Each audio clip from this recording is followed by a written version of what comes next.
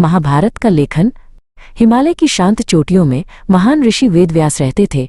उनके मन में एक महाकाव्य की कहानी थी, राजाओं और रानियों की, युद्धों और ज्ञान की, जो इतनी विशाल थी कि उसे याद रखना असंभव था।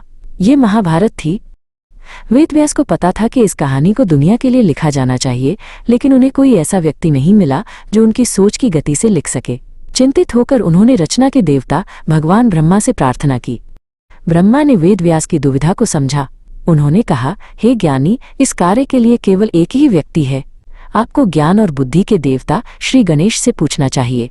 वेदव्यास भगवान गणेश के पास गए और उन्हें अपने मन में मौजूद महाकाव्य के बारे में बताया। उन्होंने सम्मानपूर्वक गणेश से इसे लिखने का अनुरोध किया ताकि ये कहानी हमेशा के लिए जीवित रहे। गणेश मुस्कुराए। उन्हें ये चुनौती पसंद आई। उन्होंने कहा, मैं आपका लेखक बनूंगा, लेकिन मेरी एक शर्त है। जब मैं लिखना शुरू कर दूं तो आपको एक पल के लिए भी रुकना नहीं चाहिए। कविता को एक नदी की तरह बहना चाहिए।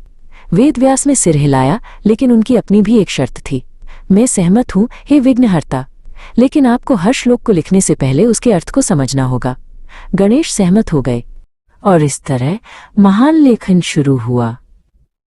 वेदव्यास ने बोलना शुरू किया और गणेश ने ताड़ के पत्तों पर लिखना शुरू कर दिया।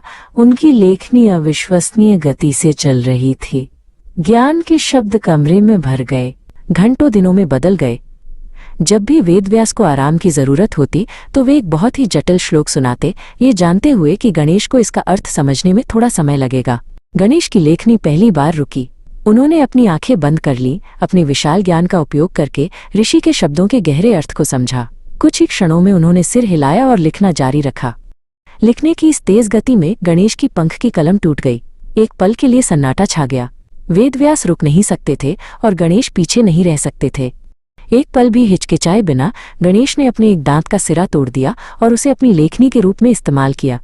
ज्ञान के लिए बलिदान देते हुए उन्होंने लिखना जारी रखा, ये सुनिश्चित करते हुए कि एक भी शब्द खो न जाए। अंत में महाकाव्य पूरा हो गया।